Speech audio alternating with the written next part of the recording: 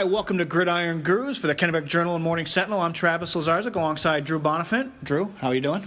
Doing pretty well. Ready for playoff time. Yeah, it's playoff time, and our guest this week is Madison head coach Scot Franzose, who doesn't have a playoff game this week because his team, for the first time, has a bye.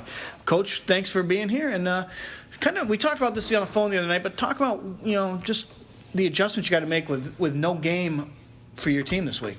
Yeah, I mean, it's a little odd. First, thanks for having me, guys. I appreciate you giving me a call and being here talking football. Love to talk football. This is a first time for us, having the bye. It's a little odd not, jumping right into it on a weekend and getting ready for your next opponent. We kind of got to wait and see with the Winslow Old Town game. A lot of it is, you rest up. I call it a lot of recoup and regroup. I know we were talking about that yesterday, just kind of making sure everybody's healthy. More the mental thing than anything. We do our fundamental stuff, the technical stuff, but make sure that we're solid on both opponents. We've seen them both. Old Town was more recent. Winslow was weeks ago. So just, kind of keeping them sharp, keeping them ready to go, keep them rested, make sure we're conditioning. And then when the opponent comes, we hit the ground on those guys. How much did you feel like your team needed the bye? I mean, you obviously want what comes with it, the Sure. 2 seed and the home field and everything. But I mean, how much do you feel like your team kind of needed a chance to, like you said, recoup after the season? Yeah, well, I'm sure any coach would sit here and say, yeah, we needed the bye. We all appreciate it. Surprisingly, I talked to coaches like Mark Shields up at MDI, and we were talking before our game. A lot of us are in the same boat. Numbers are down. We're small school C. So you're playing a lot of Ironman football. We have guys that never come off specials. Sure. They never come off offense, defense. Surprisingly, we're healthy, and we feel rested. So I don't feel that we're set back there. It's always good to have them more rested.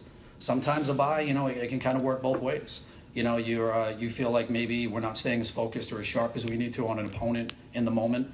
But I think we're in pretty good shape. We're going to appreciate the rest and the time we have off. But it's a good feeling to say, hey, we're healthy. I think we're ready to hit the ground tomorrow if we need to. So that's good. Has that ever happened where a regular season bye that's come up? I mean, you've just gone like, man, we're really rolling right now. I really wish. I mean, you take the chance for it, but just kind of wish we had a chance to keep this going. Yeah. Well, I'm sure a lot of teams would feel that way. The teams that come on, like you said, you get on a roll, and you think we just want to keep it going. We don't want to break that momentum. Sometimes it's the difference between you creating momentum or if it's creating you. So I do feel with our group though, it's a comforting feeling. Sometimes I think I'm a boring interview because we don't really do anything magical. We like everybody else, we just execute. Tell them it's the game in front of us. They do a good job creating that momentum. They're really an exceptionally focused group of kids. Even in a loss, a tough loss to a very good MDI team, they have a way of making things happen. So I like the momentum that we create, whether we're in a bye or not, time up or time down.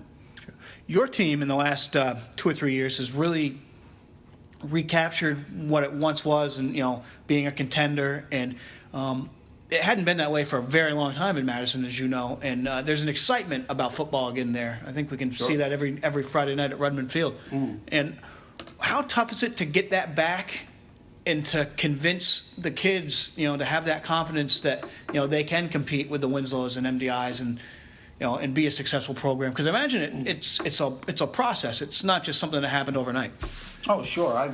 This is, my 8th year, I believe. I was out of coaching for a bit. My 8th year being back coaching actually both baseball and football. And the baseball program was similar. It was down at the time. That's where I started as a head coach. I was recently an assistant under Matt Friedman, the Skowhegan head coach. And when you come in, you do see it. I'm a Madison guy as well. I live in the community, born and bred. And it had been down for a while.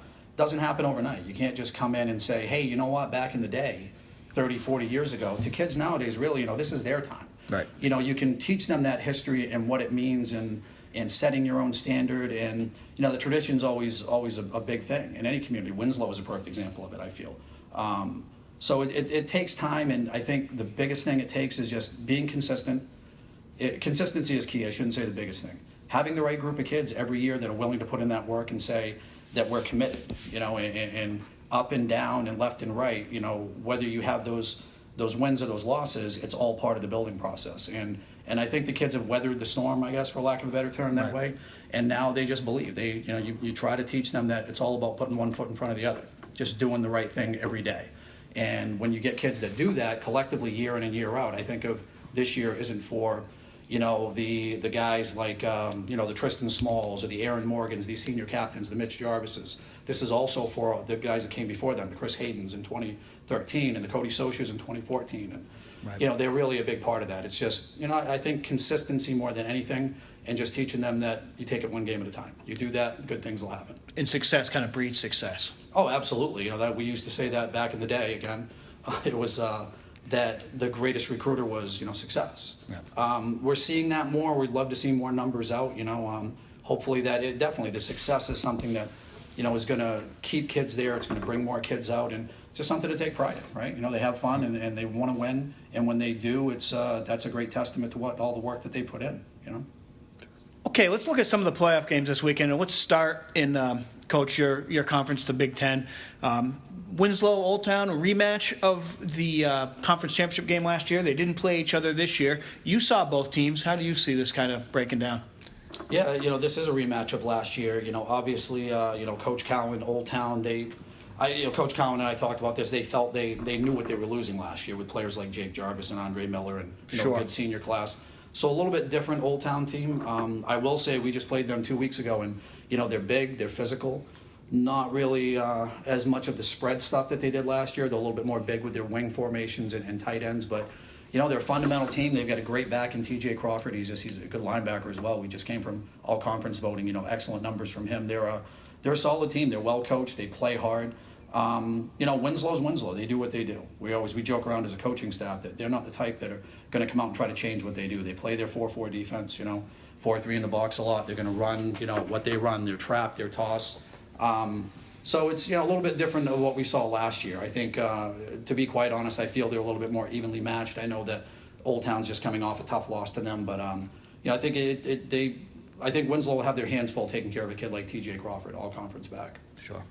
What's kind of the dynamic with a rematch like that you look at? Like you just said, a tough loss for Old Town in that game.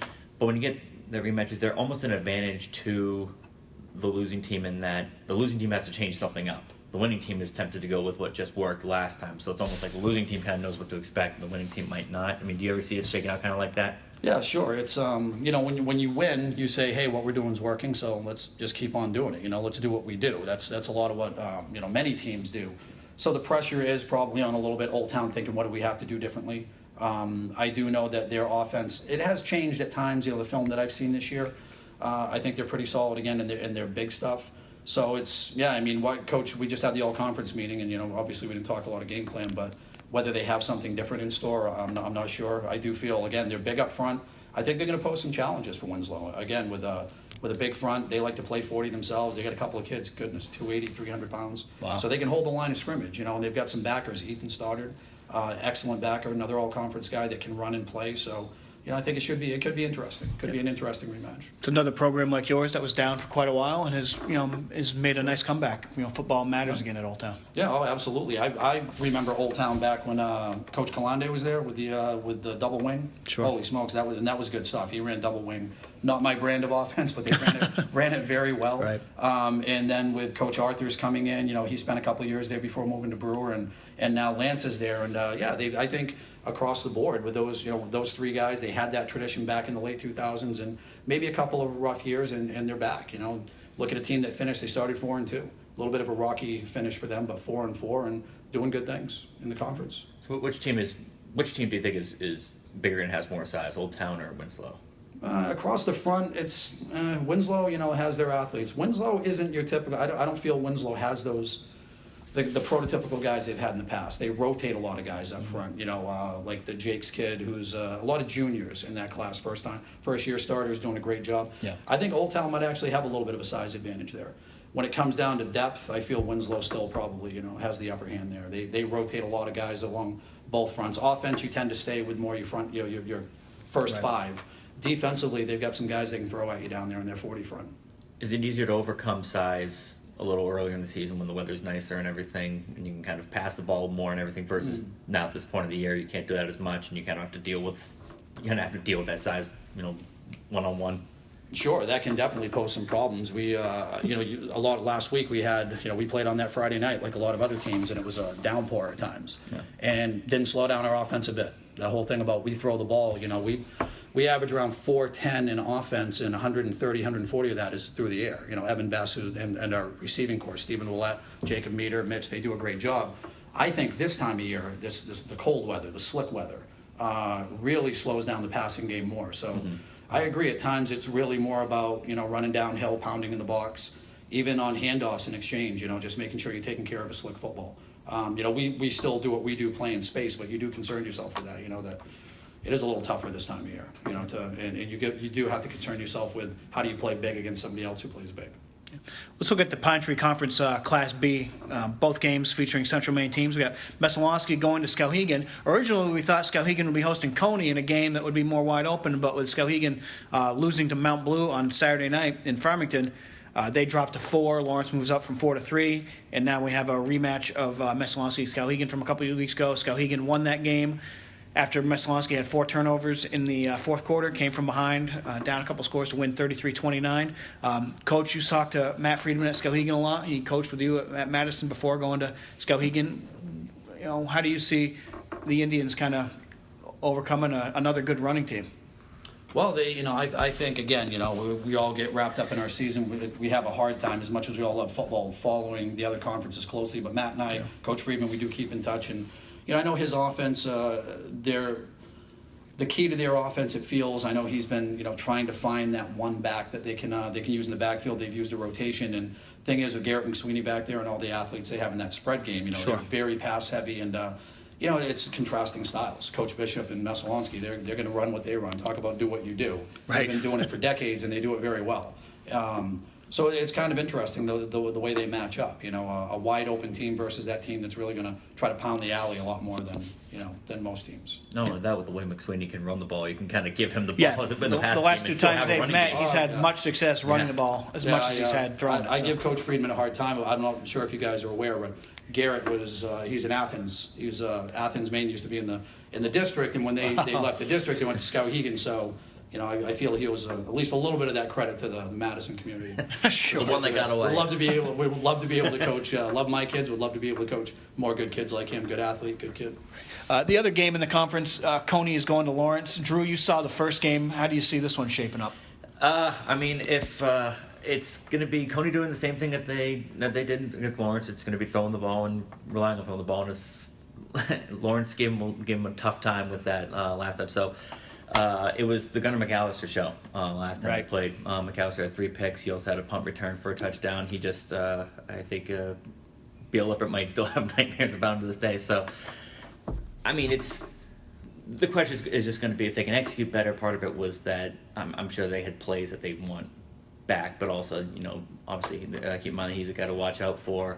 Their passing game looks like it's been in sync the last few weeks. It was great last week in the rain, in a game where you thought they wouldn't be able to throw the balls effectively, and then they had that big game against Hamden 2 weeks ago. So, but they've struggled against the run all year, and Gunnar McAllister and Tyler LaRouche are a really tough 1-2 combo.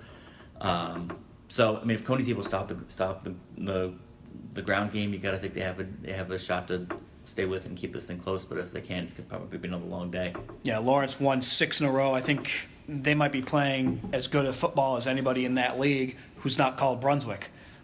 They've just and they've won each of these 6 games convincingly. Maybe not Mount Blue is a 7-0 game, but they've just been getting better and better all season long. It's this is the time of year you don't want to play the Bulldogs, I think. Exactly.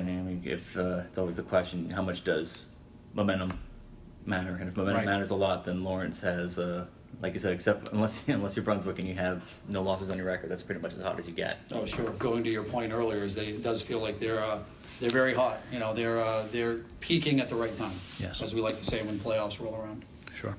And in Class D South, Drew, we have a rematch between Trape and Oak Hill. It's a rematch of last week's game, and it's the second straight year that it's a rematch of Trape and Oak Hill played the last game of the regular season last year, and then the first game of the regular season this year. So if it started the same as last year, and Oak Hill would like to see it end the way last year ended, because they won the state title. But Doucette was saying that he wants to see more of a balanced effort. They played well in the first half, slipped a little bit in the second half. But it's I mean, 33-13 win. It's hard to think that Oakville's not going to go into that game with a lot of confidence that they can do it again. Right. Okay, that's it for us. Coach Franzose, thanks for being here tonight. Sure. Thanks for having me, guys. Drew, thanks for coming as always. Absolutely. And enjoy whatever playoff games you get out to. We'll see you next week on Gridiron Gurus when we talk regional semifinals.